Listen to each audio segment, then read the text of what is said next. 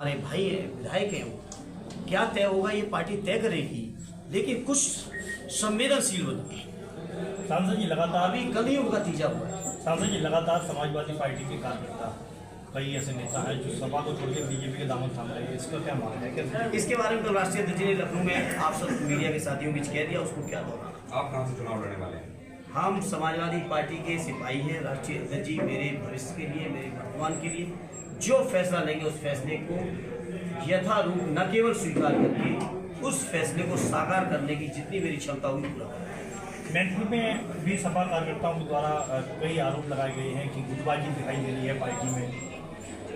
कि वो तो केवल थोड़ा सा अगर कोई छुटकुर फुटकुर आपस के चर्चा पर चर्चा को भी आप लोग बड़ा कर देते हैं। आप नहीं पता कर पा रहे हैं कि दिल्ली और लखनऊ वालों में बातें भी नहीं हो रही, उसकी चर्चा आप नहीं करोगे। आप पता करिए दिल्ली वालों और लखनऊ वालों में बातें तक नहीं हो रही हैं। जिसको दिल्ली वाले सहारा देते हैं, लखनऊ वाले उनको इग्नोर करते हैं, और लखनऊ वाले जिसको सहारा देते हैं, दिल्ली वाले इग्नोर कर देते हैं। आप उस बारे में चर्चा नहीं करोगे। राजवर्दी को लेकर आप सब लोग समझदार हैं। क्रॉस वोटिंग करने वाले राज्यसभा मेंबर के लिए जिन्होंने क्रॉस वोटिंग की थी, उनको वर्तमान सरकार जो है प्रोग्रेस रिपोर्ट के रूप में गिफ्ट दे रही है। क्या उनके पास कल राष्ट्रपति जी ने कहा ना, उनके पास पैकेज था, गिफ्ट था, इसीलिए वो शायद गए। हम समाजवादियों के पास तो कुछ नहीं है। मनोज पांडे ने, आपकी विधायक पार्टी से विधायक भी थे और नेता हैं समाजवादी पार्टी, मनोज पांडे ने आरोप लगाया है कि वहाँ राम का विरोध करने वालों को बढ़ावा मिलता है, इसलिए हमने पार्टी छोड़ी। नहीं, वो गलत कह रहे हैं। वो पार्टी छोड़ी है, कोई अपने स्वार्थ होंगे, अपने कारण होंगे। और राष्ट्रीय अध्यक्ष जी ने लगातार कहा कि जो धर्म जिस स्वरूप में है, हमें उसी रूप में स्वीकार है। और जहां अयोध्या में भगवान राम का भव्य मंदिर बनाया गया है माननीय सर्वोच्च न्यायालय के आदेश पर, वहीं राष्ट्रीय अध्यक्ष जी ने तो केवल अपने स्तर से, अपने तरीके से चीज़ें जुटा के केदार बाबा का मंदिर इटावा में भव्य मंदिर बना। ऐसे व्यक्ति के बारे में इस तरह की बातें शोभा नहीं देती है पार्टी की। कल तक आप भी ये कहा है कि कांग्रेस तो चाहती है बीएसपी को इस गठबंधन में शामिल किया है, लेकिन अखिलेश जी जो है वो इंटरेस्ट नहीं दिखा रहे हैं। अगर कांग्रेस, मेरा सवाल ये है, कांग्रेस अगर इतना इंटरेस्ट दिखा रही है तो क्या जो 17 सीटें आपने वैसे अगर देगी आप सीटें? हालांकि ये फैसला बड़े लोग ले सकते हैं, लेकिन मैं अपनी ओर से यही कह सकता हूँ, उत्तर प्रदेश में भारतीय जनता पार्टी कैसे हारेगी, इस चीज की समझ आदरणीय अखिलेश यादव जी से बेहतर मैं नहीं समझता कोई और उतना अनुभव लेके रहा होगा उत्तर प्रदेश के मैदान में। और वो संकल्पित हैं, कटिबद्ध हैं, संघर्षरत हैं, और समाजवादी पार्टी कांग्रेस का ये इंडिया का गठबंधन ऐतिहासिक तौर पे यहाँ से जीतेगा और भारतीय जनता पार्टी को हराएगा। इस बात का यकीन मैं समझता हूँ। जो कोई भी साथी इस तरह की बात कह रहे हैं उनको रखना चाहिए। अच्छा, जो पीडीएफ फॉर्मूला चल रही है आपका इंडिया गठबंधन, लेकिन बीएसपी और ओबीसी ये दोनों लोग अलग अलग चुनाव लड़े। ओबीसी ने भी ऐलान कर दिया है। देखिए, कौन क्या ऐलान कर रहा है, देश के अंदर इतनी पार्टियां हैं, हर आदमी स्वतंत्र है अपनी बात को कहने को, अपने फैसले लेने को। लेकिन सवाल ये है कि उत्तर प्रदेश का आवाम विपक्ष में सबसे मजबूत तौर पे किनको देख रहा है। और जब आप ये बात करोगे तो मैं समझता हूँ समाजवादी पार्टी आदरणीय अखिलेश यादव जी का नेतृत्व ही ऐसा नेतृत्व है जो बीजेपी और एनडीए को यहाँ से हराएगा। और जैसा कि हम सब जानते हैं, देश की राजनीति उत्तर प्रदेश से तय होती है। उत्तर प्रदेश की जीत ही देश के रास्ते को तय कर देती है। और मुझे यकीन है कि आदरणीय अखिलेश यादव जी के नेतृत्व में उत्तर प्रदेश के अंदर इंडिया गठबंधन की सफलता भारतीय जनता पार्टी के विजय रथ को रोकेगा, और रोकेगा ही नहीं बल्कि इंडिया की सरकार के गठन में एक महत्वपूर्ण भूमिका निभाने का काम पूरे जीवन काल में, जहाँ तक मुझे याद है 2005 से लेकर उनके आखिरी सांस तक सीबीआई के लोगों ने लगातार नोटिस, जांच से लेके तमाम तरीके के परेशान किया है। ये बीजेपी के लोगों ने फार्मूला ढूंढ लिया है, न केवल उत्तर प्रदेश में माननीय अखिलेश यादव जी को, बल्कि देश के अलग अलग इलाकों में भी जो भी विपक्ष के नेता मजबूत हैं उन सभी नेताओं को घेरने के तमाम तरीके के षड्यंत्र लोगों ने किए हैं। और इन तमाम चीज़ों को उत्तर प्रदेश सहित पूरे देश का जनमानस देख रहा है। और ये राजनीतिक प्रेरित नोटिस है। इनका जवाब मैं समझता हूँ लोग अपने चुनाव में वोट के माध्यम से देंगे।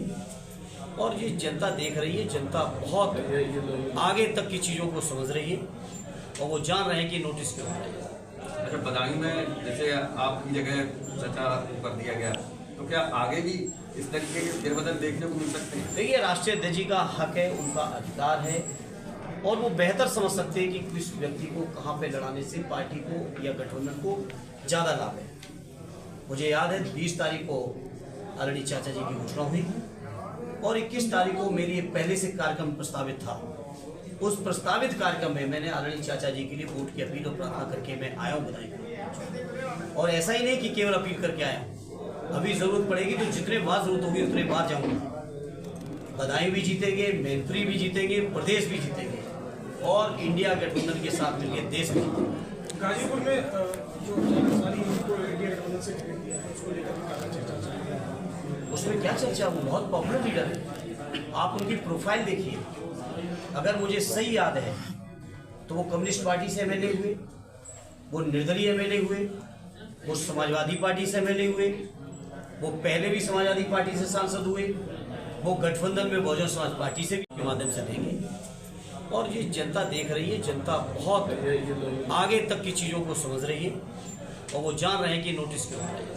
अच्छा, बदायूं में जैसे आपकी जगह चर्चा कर दिया गया, तो क्या आगे भी इस तरीके के फेरबदल देखने को मिल सकते हैं? देखिए, राष्ट्रीय अध्यक्ष जी का हक है, उनका अधिकार है और वो बेहतर समझ सकते हैं कि किस व्यक्ति को कहाँ पे लड़ाने से पार्टी को या गठबंधन को ज़्यादा लाभ है। मुझे याद है 20 तारीख को आदरणीय चाचा जी की घोषणा हुई और 21 तारीख को मेरी पहले से कार्यक्रम प्रस्तावित था। उस प्रस्तावित कार्यक्रम में मैंने आदरणीय चाचा जी के लिए वोट की अपील और प्रार्थना करके मैं आया हूँ बधाई। और ऐसा ही नहीं कि केवल अपील करके आया हूँ, अभी जरूरत पड़ेगी तो जितने बार जरूरत होगी उतने बार जाऊँगा। बदायूं भी जीतेंगे, मैनपुरी भी जीतेंगे, प्रदेश भी जीतेंगे और इंडिया गठबंधन के साथ मिलकर देश भी जीतेंगे। गाजीपुर में जो सारी को इंडिया गठबंधन से खरीद दिया है, उसको लेकर काफी चर्चा चल रही है। उसमें क्या चर्चा, वो बहुत पॉपुलर लीडर है। आप उनकी प्रोफाइल देखिए। अगर मुझे सही याद है तो वो कम्युनिस्ट पार्टी से एमएलए हुए, वो निर्दलीय एमएलए हुए, वो समाजवादी पार्टी से एमएलए हुए, वो पहले भी समाजवादी पार्टी से सांसद हुए, वो गठबंधन में बहुजन समाज पार्टी से भी सांसद हुए और आने वाले चुनाव में भी वो गाजीपुर की जनता का आशीर्वाद और दुआएं लेके देश की संसद में पहुंचेंगे और माननीय अखिलेश यादव जी के हाथों को मजबूत करेंगे। सांसद जी मनोज पांडे बहुत आप सब लोग समझदार हैं। क्रॉस वोटिंग करने वाले राज्यसभा मेंबर के लिए जिन्होंने क्रॉस वोटिंग की थी उनको वर्तमान सरकार जो है प्रोग्रेस रिपोर्ट के रूप में गिफ्ट दे रही है। तो उनके पास वो कल राष्ट्रपति जी ने कहा ना, उनके पास पैकेज था, गिफ्ट था, इसीलिए वो शायद गए। हम समाजवादियों के पास तो कुछ नहीं है। मनोज पांडे ने, आपकी विधायक पार्टी से विधायक भी थे और नेता हैं समाजवादी पार्टी, मनोज पांडे ने आरोप लगाया है कि वहाँ राम का विरोध करने वालों को बढ़ावा मिलता है, इसलिए हमने पार्टी छोड़ी। नहीं, वो गलत कह रहे हैं। वो पार्टी छोड़ी है, कोई अपने स्वार्थ होंगे, अपने कारण होंगे। और राष्ट्रीय अध्यक्ष जी ने लगातार कहा कि जो धर्म जिस स्वरूप में है हमें उसी रूप में स्वीकार है।